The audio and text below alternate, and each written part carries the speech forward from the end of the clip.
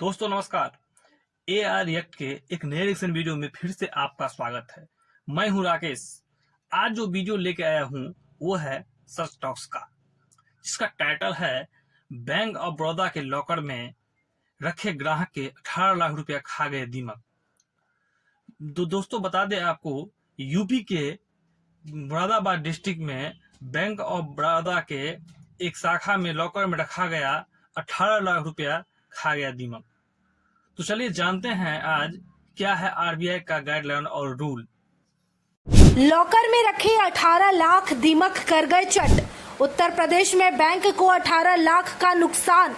ग्राहक के गए 18 लाख के लिए क्या बैंक जिम्मेदार? क्या कहती है आरबीआई की गाइडलाइन? हम अक्सर अपने पैसों को सुरक्षित रखने के लिए बैंक में पैसे जमा कराते हैं। वहीं पैसा जमा कराने के बाद ये बैंक की जिम्मेदारी होती है कि वो उन्हें सुरक्षा दे सके। वो सुरक्षा हर तरीके से हो सकती है।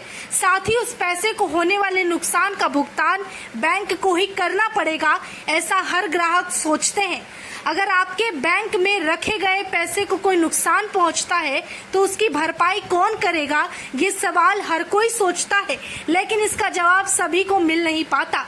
अगर मान लीजिए कि आपका लाखों रुपए किसी बैंक के लॉकर में बंद है और अचानक से पता चले कि किसी कीड़े ने उसे खा लिया है या उन पैसों को दीमक लग गया है, तो ये सुनने के बाद आपको हैरानी होगी। वहीं आपको बता दें कि कई बार मुहावरे के तौर पर भी कहा जाता है कि पैसों को दीमक लग गए, लेकिन अब बैंक का दरवाजा खटखटाना इस बात का सॉल्यूशन नहीं होगा।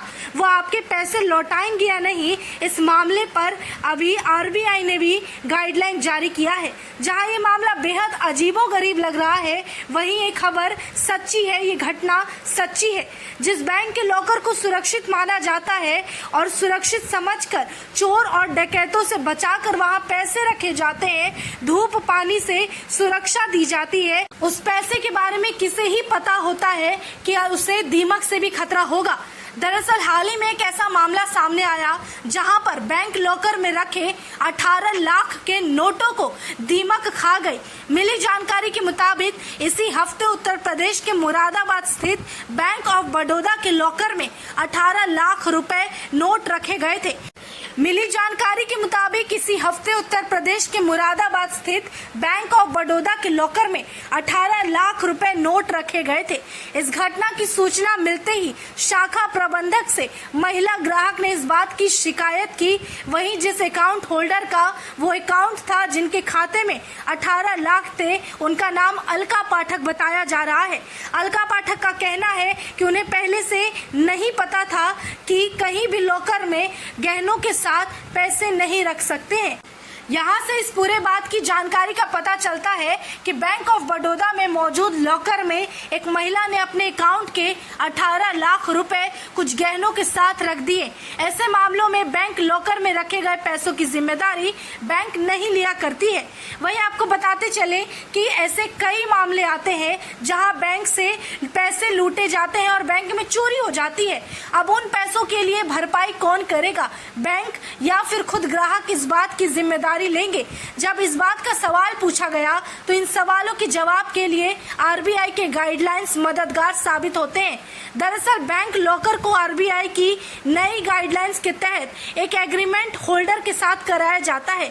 जानकारी के लिए बताते चले कि रिजर्व बैंक ने अगस्त 2022 में एक सर्कुलर जारी कर सेफ डिपॉजिट लॉकर से जुड़े नए नियम जारी किए थे और इस नियम के तहत बैंकों को 1 जनवरी 2023 तक मौजूद लॉकर्स होल्डर के साथ एग्रीमेंट रिवाइज कराना था।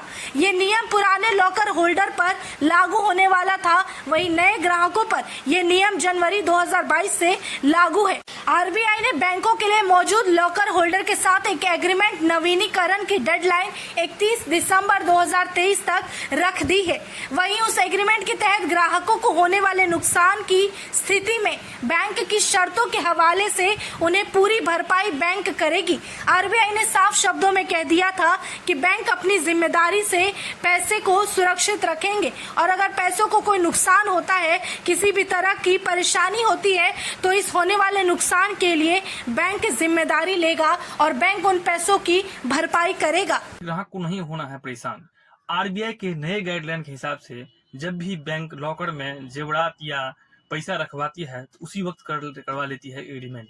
उस एग्रीमेंट के हिसाब आधार पर ग्राहकों को अब बैंक को पैसा रिफंड करना होगा। चलिए मिलते हैं नेक्स्ट वीडियो में।